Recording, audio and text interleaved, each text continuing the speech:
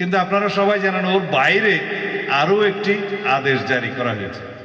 সেই আদেশটার নাম হলো জুলাই জাতীয় সনদ উইদিন ব্র্যাকেট সংবিধান সংস্কার বাস্তবায়ন আদেশ। বাংলাদেশের সংবিধান গৃহীত হওয়ার আগে আদেশ জারির একটা এখতিয়ার ছিল, যার ভিত্তি ছিল স্বাধীনতার ঘোষণাপত্র। এই স্বাধীনতা ঘোষণাপত্র যারা প্রণয়ন করেছেন তারা এই ভূখণ্ডের জন্য নির্বাচিত প্রতিনিধি ছিলেন।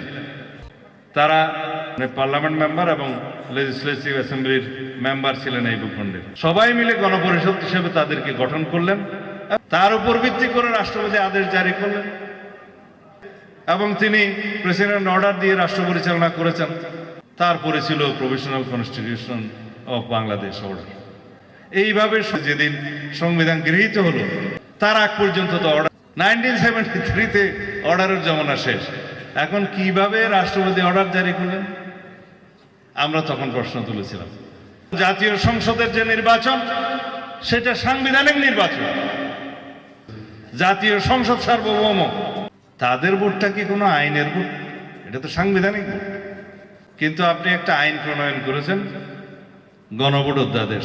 সুতরাং এই গণভোটের ভিত্তিতে যে ভোট, গণভোট, সেটা আইনের ভোট, সাংবিধানিক ক্ষমতার বাইরে। তো আইনের ভিত্তিতে যে ভোট তার মর্যাদা হচ্ছে সাংবিধানিক ভোটের পরে।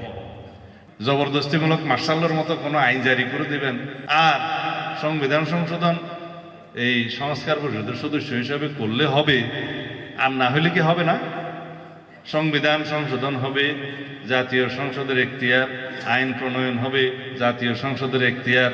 এখন কিছুই নাই, বলছে গণ অভ্যুত্থান এটা অভিপ্রায়, অভিপ্রায়ের অনুবলে এই সরকার হয়েছে, অভিপ্রায়ের অনুবলে এই নির্বাচন হয়েছে।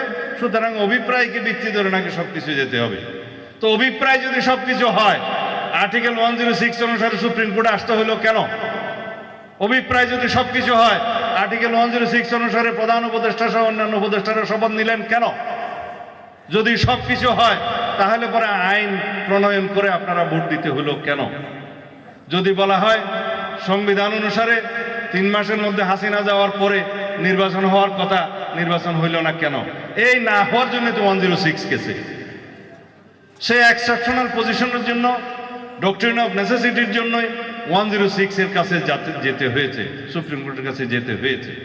এখন কেউ কেউ বলে যে 106 অনুসারে সরকার তো গঠিত হয়েছে, কিন্তু সংবিধানের অনেক কিছু, অনেক বিধান নাকি অ্যাব্রোগেটেড হয়েছে। সংবিধানের অনেক বিধান অ্যাব্রোগেটেড হবে জেনেই তো 106-এ যাওয়া হয়েছে, আর কোনো উপায় না পেয়ে। আদারওয়াইজ দিল্লিতে গিয়ে শেখ হাসিনা দস্তখত নিয়েই তো